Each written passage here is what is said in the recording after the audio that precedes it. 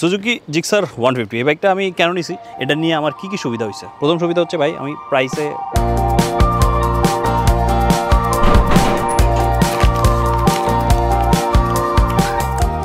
আপনারা যারা মোটরসাইকেল লাভার আছেন তাদের জন্য একটা গুড নিউজ দিচ্ছে ভাই মোহাম্মদ সানি।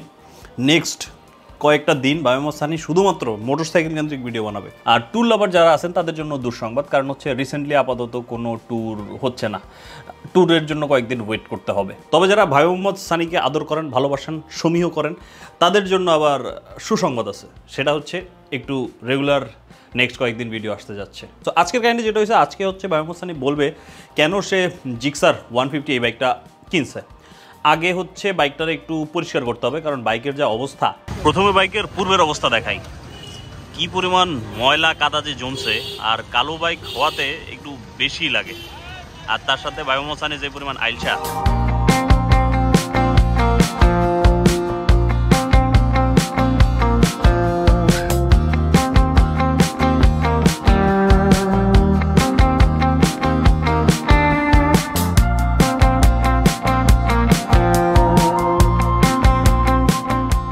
বাইক পরিষ্কার চকচকে দেখতে ভাল লাগে, কিন্তু বাইকটা পরিষ্কার করতে আইলসামি লাগে। সমস্যা হচ্ছে এটা, বাইক নেওয়ার পরে এখন সম্ভবত এটা ফার্স্ট ওয়াশ দিছি আমি এতদিনে, আজকে প্রায় কত 1.5 মাস হয়ে গেছে।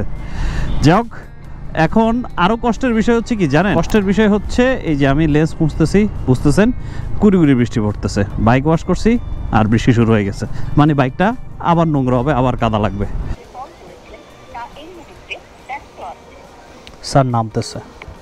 কি অবস্থা ভাই ব্রাদাররা, কেমন আছেন? তোকেরকে নিয়ে আসছি হচ্ছে এই যে ওয়ার্ল্ড ইউনিভার্সিটির দিকে, মানে হচ্ছে উত্তরা, রাজুক উত্তরার যেই অ্যাপার্টমেন্ট বিল্ডিংগুলো আছে সেগুলোর দিকে তোকেরকে নিছি। তার কারণ হচ্ছে তোকের সাথে একটু আলাপ আছে, আমরা একটা ইন্টারন্যাশনাল ট্যুরের প্ল্যান করতেছি, সেটা নিয়ে ছোট্টখাটো আলাপ হবে। প্লাস বাইকটা নিয়ে কথাবার্তা বলবো, একটা সুন্দর জায়গায় না গেলেই নয়। এই যে সুন্দর বাইক, সুন্দর প্লেস, এখন কথাবার্তা আপনাদের শুনতেও ভালো লাগবে।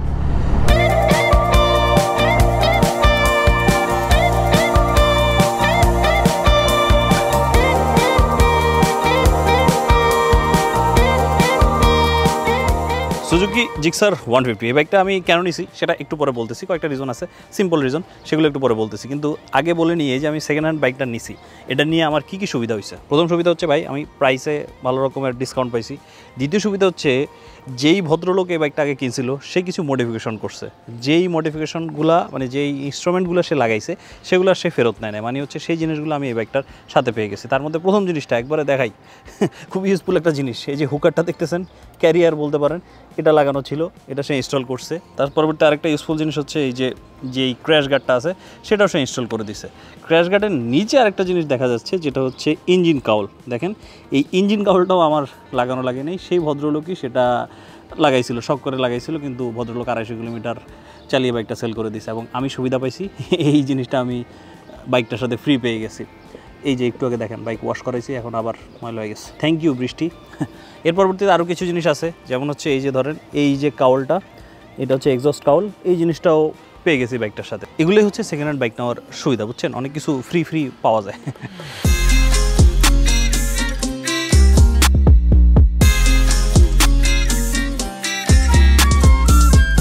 আচ্ছা আসেন, এখন হচ্ছে বলি যে ভাই মোহাম্মদ সানি কেন সুজুকি জিক্সার 150 এই বাইকটা নিল। এর প্রথম যেই রিজন সেটা খুবই সিম্পল অ্যান্ড সিলি, সেটা হচ্ছে যে আমার মোটামুটি সব ধরনের বাইক চালানোর এক্সপিরিয়েন্স হয়েছে। বাজাজের বাইক মানে হচ্ছে পালসার তো চালানো হয়েছে, দুইটা পালসার, ইয়ামা চালানো হয়েছে, হন্ডা চালানো হয়েছে, তারপরে টিভিএসের বাইক নিয়ে তো লম্বা ট্যুর দিয়ে আসছি, কিন্তু একটা ব্র্যান্ডের বাইক নিয়ে আমার এখনও পর্যন্ত ওইরকম কোনো ট্যুর বা নিজের মালিকানাধীন আমি করতে পারিনি, সেটা হচ্ছে এই সুজুকি ব্র্যান্ডের কোনো বাইক। তাই চিন্তা করলাম যে সুজুকি ব্র্যান্ডের একটু বাইক নেই, সেই বাইকটা কিছুদিন চালালে অন্তত সুজুকি সম্পর্কে আমার কিছু বেসিক ধারণা হয়ে যাবে। সেই চিন্তাভাবনা থেকে মূলত এই বাইকটা নেওয়া। এখন ভাই মোহাম্মদ সানি আর বলতে পারবে না যে সুজুকির কোনো বাইক সম্পর্কে তার আইডিয়া নাই, আছে, এই যে এটাই হচ্ছে প্রমাণ।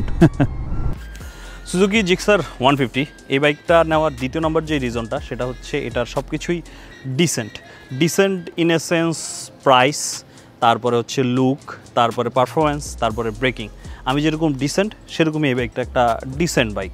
প্রাইসের কথা যদি বলি, সুজুকি জিক্সার FI ABS যদি আমি নিতাম তাহলে আমার প্রাইস একটু বেশি পড়তো। আমি যাচ্ছিলাম বাজেট রেঞ্জ 2,20,000 ভিতরে, তাই আমি নিছি হচ্ছে কার্বোরেটর ডাবল ডিস্ক, যেটা 2,20,000 ভিতরে পড়ে গেছে। যদি আমি নতুন নিতে যেতাম তাহলে আমার প্রাইস পড়তো হচ্ছে 2,38,000 টাকা। তার পরবর্তীতে যদি ব্রেকিংয়ের কথা বলি, পারফরমেন্সের কথা বলি, সব কিছুই ডিসেন্ট। কিন্তু হ্যাঁ, হন্ডা CBX যেটা চালাইতাম আগে সেটার সাথে কম্পেয়ার করলে হবে না, সেটার সাথে এই বাইকটার ডিফারেন্স অনেক বেশি। এটা কমিউটার সেগমেন্টের বাইক, ওই হিসাবে এটার পারফরমেন্স এবং ব্রেকিং ডিসেন্ট দেওয়া আছে। আর যদি লুকের কথা বলি, লুকটাও আমার কাছে ডিসেন্ট মনে হয়েছে, যে অ্যাগ্রেসিভনেসও আছে, একটু মডার্ন আছে, প্লাস একটু ভদ্রসদ্রও আছে।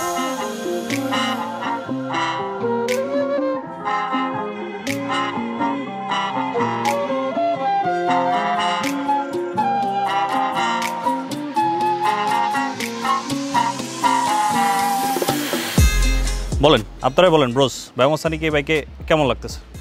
ডিসেন্ট লুক, ডিসেন্ট মানুষ।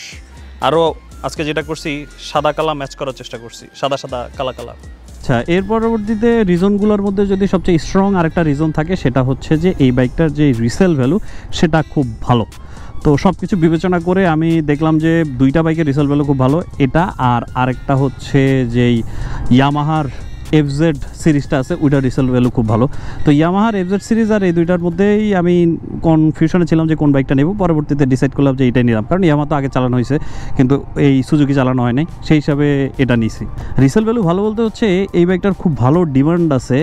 যখন আপনি এটাকে সেকেন্ড হ্যান্ড বা থার্ড হ্যান্ড হিসাবে সেল করতে যাবেন, একটা ভালো ডিমান্ড দেখি। সাওয়ারি, তারপর অন্যান্য যেই সেকেন্ড হ্যান্ড বাইক সবগুলো আছে, সেগুলোর মধ্যে বেশিরভাগ বাইক থাকে হচ্ছে এই সুজুকি জিক্সার মডেলটা। আর রিসেল ভ্যালু ভালো মানে হচ্ছে আমার কি সুবিধা? আমার সুবিধা হচ্ছে ভাই, আমি এটাকে একটা ইনভেস্টমেন্ট হিসাবে দেখি, আমার ইনভেস্টমেন্টে বেশি লস করা যাবে না। বিক্রি করার সময় যদি একটু বেশি ডিভ্যালুয়েশন করে আমাকে সেল করতে হয়, তখন আমার ROI মানে রিটার্ন অন ইনভেস্টমেন্ট হিসাব করলে আমি লস প্রজেক্টে থাকবো।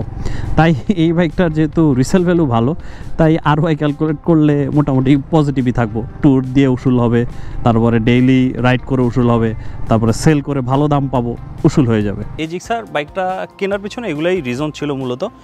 আর এই রিজন মানে এই না যে এই জিক্সার বাইকটা আমার কাছে খুব বেশি ভালো লাগে, না খুব বেশি ভালো লাগে না আমার কাছে। এর অনেক কিছু আবার আমার অপছন্দ আছে। যেমন ধরেন, এইটা হচ্ছে কার্বোরেটর ইঞ্জিনের বাইক।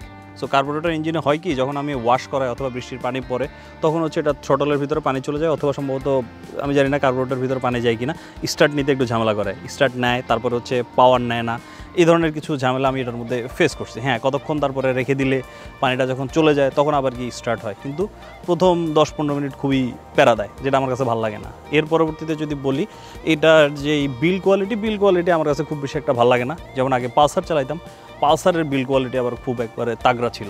তারপরে পেইন্টের যে কোয়ালিটি, সেটা আমার মনে হয় আরও একটু বেটার হইতে পারে। বাইকটা নিচে বেশি দিন হয় নাই, এই যে দেখেন এখানে স্ক্র্যাচ পড়ে গেছে, এগুলা একটু কেমন জানি ফেডেড হয়ে গেছে, কারণ আমি এখানে হেলমেট রাখি। কিন্তু ধরেন আগে যে পালসার চালাতাম সেটার build quality plus paint quality অনেক বেশি বেটার ছিল। তো ওভারঅল কিছু জিনিস থাকবে যেটা আপনার কাছে ভালো লাগবে না, একটা বাইকে সব কিছু আপনার কাছে ভালো লাগবে না, এটাই স্বাভাবিক। আবার কিছু জিনিস থাকবে যেগুলো ভালো লাগে। আর মুদ্রা কথা ওইটাই যে নতুন এক্সপিরিয়েন্স নেওয়ার জন্য মূলত হচ্ছে আমার বাইকটা নেওয়া। কতদিন বাইকটা চালাবো সেটা এখন আমি শিওর বলতে পারতেছি না, সম্ভবত অ্যাটলিস্ট 10,000 কিলোমিটার আমার চালানো হইতে পারে। ট্যুর প্ল্যান আছে দেশের ভিতরে কিছু, এটা নিয়ে ট্যুর দিব। আর ভালো কথা, এই বাইকটার কোনো নাম এখনও পর্যন্ত ঠিক করি নাই। আপনারা নাম সাজেস্ট করেন কমেন্ট বক্সে, দেখি সেখান থেকে একটা নাম। আর এই যে ভাই মোহাম্মদ তকির, তারে আনছিলাম হচ্ছে একটু ক্যামেরাটা আমরা ধরবে, কিন্তু সে বিজনেস নিয়ে ব্যস্ত। বোটের রুম কটা ভাড়া হয়েছে, হোটেলের রুম কটা ভাড়া হয়েছে, আপু একটু পরে কল দেন, সেগুলো নিয়ে ব্যস্ত। নিজের শ্যুট নিজেই করতে হয়েছে, এখানে ক্যামেরা রেখা, ওইখানে দাঁড়ায়, নিজে আইসা অন করে। ওয়াও, সব আমি করে দিছি, জাস্ট বলছি একটা ক্লিক করো ভাই প্লিজ। এই কথাগুলো বলার জন্যই হচ্ছে মিরপুর থেকে এই জায়গাটার মধ্যে আসে। একটা সুন্দর জায়গায় আসলে মন ফুরফুরা থাকে, কথাটা বলতে ভালো লাগে, আপনাদেরও ভিডিওটা দেখতে ভালো লাগে, তাই না?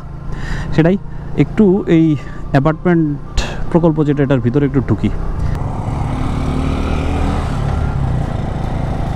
এই এরিয়াটা বেশি ভালো লাগে, তার কারণ হচ্ছে এই এরিয়ার ভিতরে খুব বেশি গ্যাঞ্জাম নাই। আর মোস্ট ইম্পর্টেন্টলি এই এরিয়ার ভিতরে খেলার অনেকগুলা মাঠ আছে। ওই যে ওইখানে একটা মাঠ, তারপরে এখানে একটা মাঠ। আমি ছোটোবেলায় এরকম এরিয়াতে বড় হয়েছি, তো মানে এরকম এরিয়া না, মফস্বলে বড় হয়েছি, বাট মাঠ ছিল প্রচুর পরিমাণে, যে পোলাপাইন বিকাল হইলে আইসা সবাই একসাথে খেলতে পারে। এই যে একটা কমিউনিটি বিল্ড আপ হয়, এটা এই এলাকার মধ্যে সেই সুযোগটা আছে।